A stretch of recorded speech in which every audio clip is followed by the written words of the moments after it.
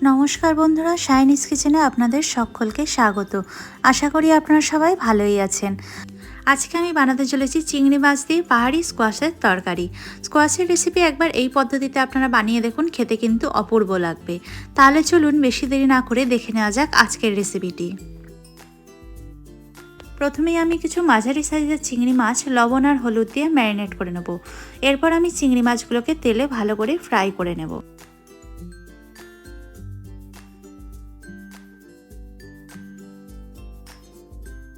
এরপর আমি gas on করে কড়াইয়ে সানফ্লাওয়ার অয়েল খুব ভালো করে গরম করতে দিয়ে দিয়েছি। তেল ভালো করে গরম হয়ে এলে আমি এখানে দিয়ে দিচ্ছি ম্যারিনেট করে রাখা চিংড়ি মাছ।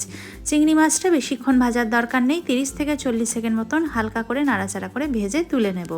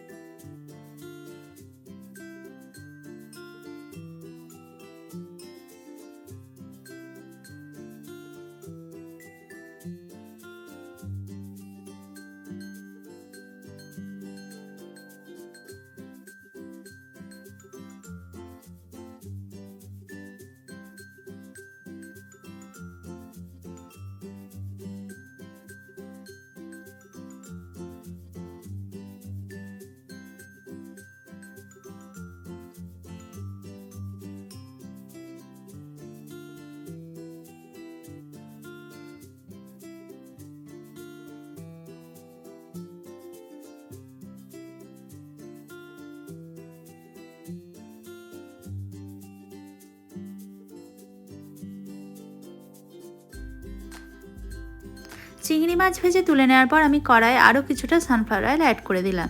এরপর আমি এতে টুকরো করে রাখা স্কোয়াশগুলোকে ভালো করে নুন আর হলুদ দিয়ে ভেজে তুলে নেব।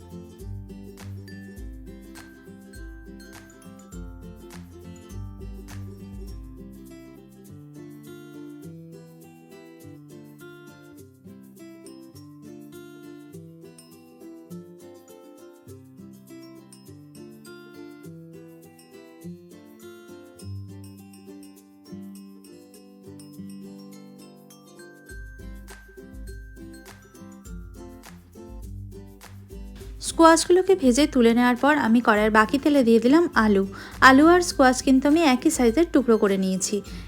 আলুগুলোকেও আমি ভালো করে ভেজে তুলে নেব।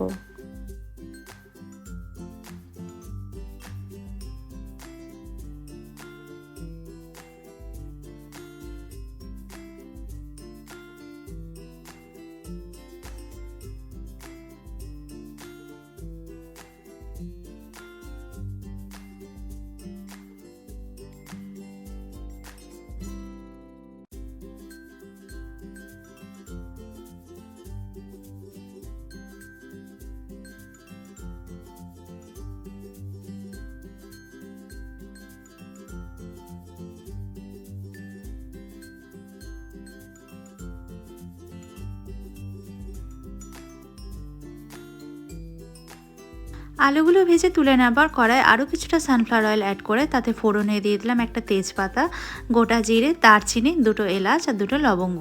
এই সব কিছু দিয়ে আমি কিছু সেকেন্ডের জন্য এটাকে আমি সতে করে নেব। এরপর আমি এতে দিয়ে দিলাম পেঁয়াজ কুচি। পেঁয়াজটাকে আমি ভালো করে নাড়াচাড়া করে ভেজে নেব যতক্ষণ না পেঁয়াজের কালারটা হালকা লালচে হয়ে আসছে।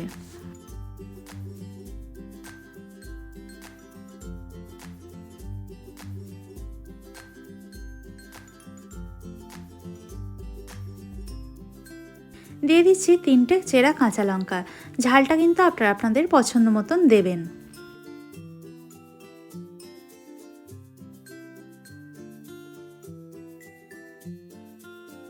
এরপর আমি এতে অ্যাড করে দেব 1.5 টেবিল চামচ আদা বাটা, 1 টেবিল চামচ রসুন বাটা।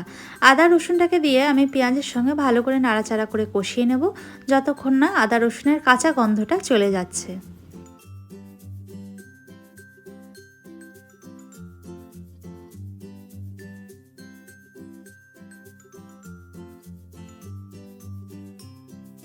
এবার আমি এতে কিছু গুঁড়ো মশলা অ্যাড করে দেবো। তার জন্য প্রথমে দিয়ে দিলাম 1 টিস্পুন জিরে গুঁড়ো, 1 টিস্পুন রোস্টেড মৌরি গুঁড়ো, সামান্য পরিমাণ হলুদ গুঁড়ো আর ঝাল লঙ্কা গুঁড়ো। এই সব কিছু দিয়ে আমি আরেকবার ভালো করে নাড়াচাড়া করে মশলাটা কষিয়ে নেব।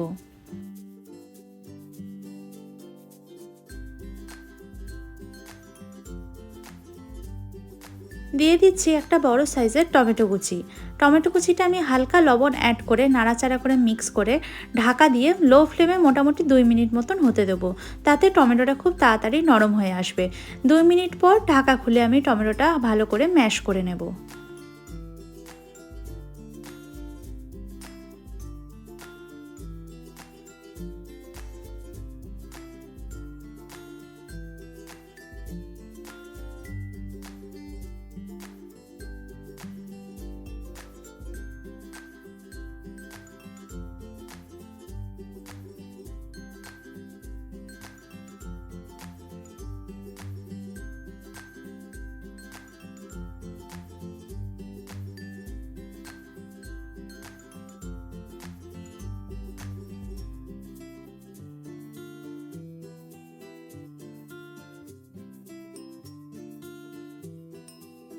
এরপর আমি এতে অ্যাড করে দিচ্ছি 1 টিস্পুন গরম মশলা।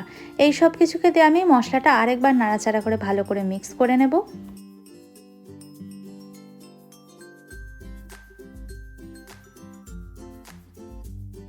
মশলাটা ভালো করে কষানো হয়ে এলে আমি এতে আগে থেকে ভেজে রাখা আলু আর স্কোয়াশগুলোকে অ্যাড করে দিলাম। এগুলোকে আমি এবার মশলার সাথে ভালো করে মিক্স করে নেব।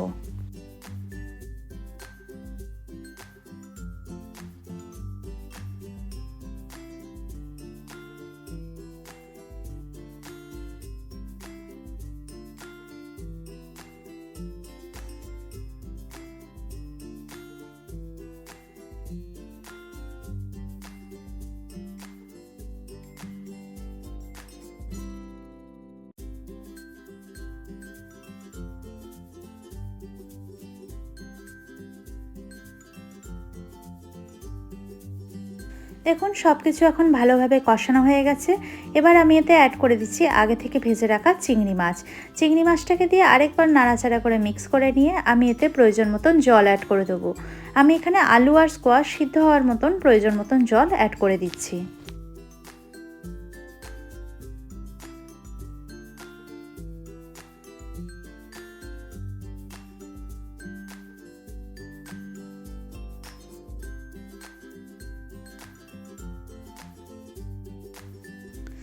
জল দিয়ে আমি এটাকে আরেকবার নাড়াচাড়া করে মিক্স করে নেব।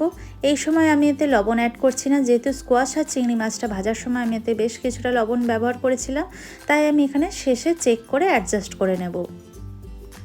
এরপর আমি গ্রেভিটা ভালো করে ফুটতে দেব। গ্রেভিটা ভালো করে ফুটে এলে আমি এতে অ্যাড করে দিচ্ছি কতগুলো গোটা কাঁচা লঙ্কা। এবার আমি এটাকে ঢাকা দিয়ে দেব এবং ঢাকা দিয়ে 15 মিনিট মতন গ্যাসের ফ্লেমটা লো করে রান্নাটা হতে দেব। ফিরে এলাম 15 মিনিট পর। এখন আলুগুলো প্রায় সিদ্ধ এসেছে এবং রান্নাটা প্রায় রেডি হয়ে গেছে।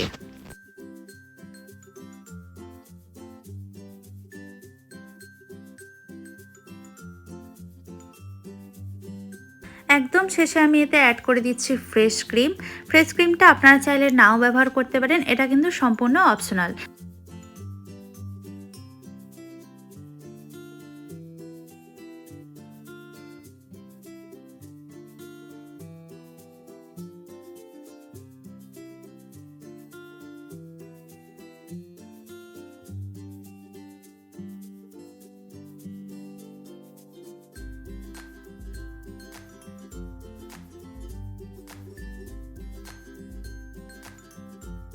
একদম লাস্টে আমি এতে অ্যাড করে দিচ্ছি 1 টিস্পুন গোলমরিচ গুঁড়ো। এই সব কিছু দিয়ে আরেকবার ভালো করে নাড়াচাড়া করে মিক্স করে নেব এবং গ্যাসের ফ্লেমটা বন্ধ করে ঢাকা দিয়ে 5 মিনিট স্ট্যান্ডিং টাইমে রেখে গরম গরম ভাতের সঙ্গে সার্ভ করে নেব।